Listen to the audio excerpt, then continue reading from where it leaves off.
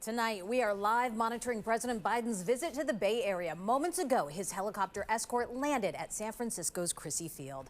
Good evening, I'm Ahmed Dates. And I'm Dan Ashley. Thanks for joining us. From discussing nature to artificial intelligence, the president has a full plate of events during his time here in the Bay Area. Of course, there is fundraising as well. The president's motorcade is passing by Crissy Field right now as we speak. Oh, it just went by. Of course, timing, right?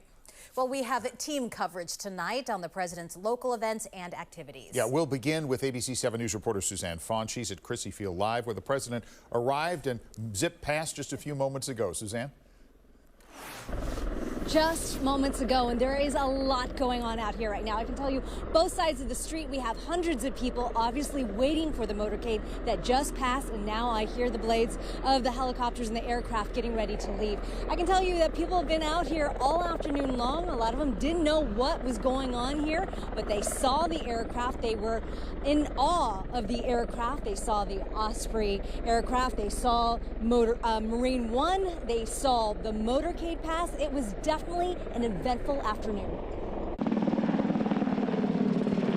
I actually heard the choppers. They were quite loud going over the bay, and I thought it was normally like a routine Coast Guard exercise, but when I saw those giant Osprey helicopters, I was like, oh my God, something's happening. I didn't realize it was so many cars and so much attention. I mean, that's amazing.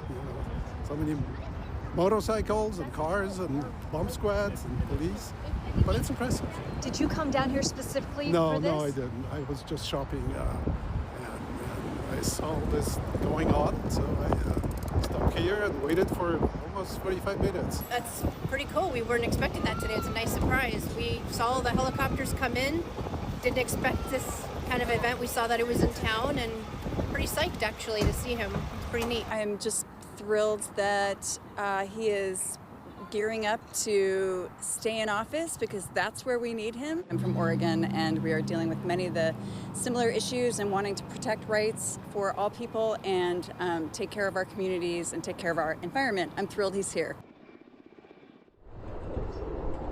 And what a sight to see right now. You can see the helicopters taking off. For it, you see the Osprey aircraft.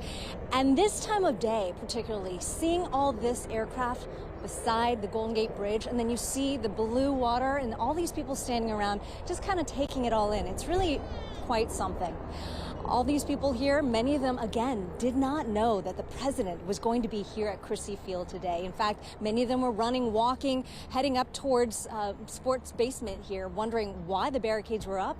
They were told that there was they would have to turn around, and then many of them did learn later on that the president planned on stopping here at Crissy Field to take an aircraft over to Larkspur, and then again he had just returned and has since taken the motorcade back to where he's going. So that's the latest live here at Crissy Field. We'll send it right back to you. Okay, Suzanne, thanks very much. One of President Biden's stops today was in the North Bay for a fundraiser. We saw part of his aerial convoy arrive in Larkspur, and then the motorcade carrying him to an event in Kentfield. People lined up hoping to see him. Some even put their plans for the day on hold.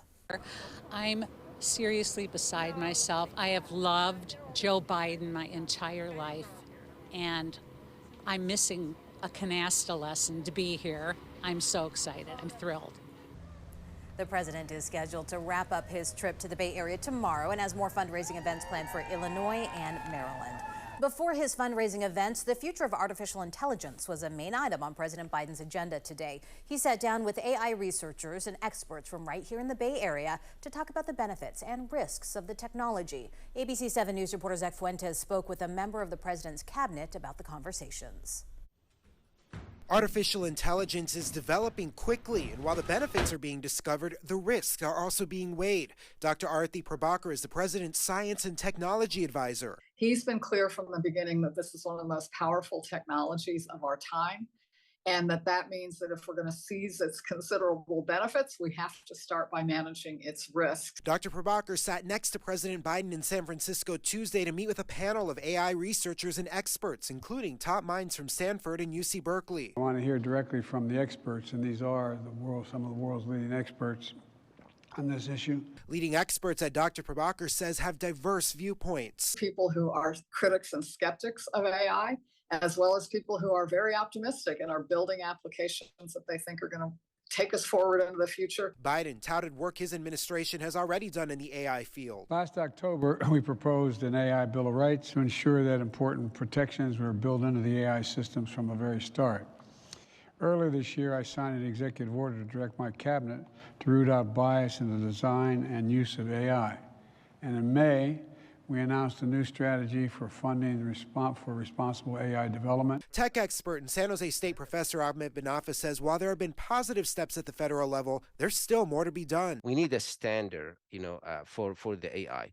We can create our own standards in the United States.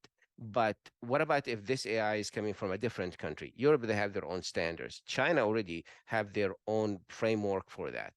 This universal standard, that's what we need. Work Dr. Prabhakar says is underway. We'll be working with Congress on legislation and then with our partners around the world, because this is really going to be a global challenge as well. In San Francisco, Zach Fuentes, ABC 7 News.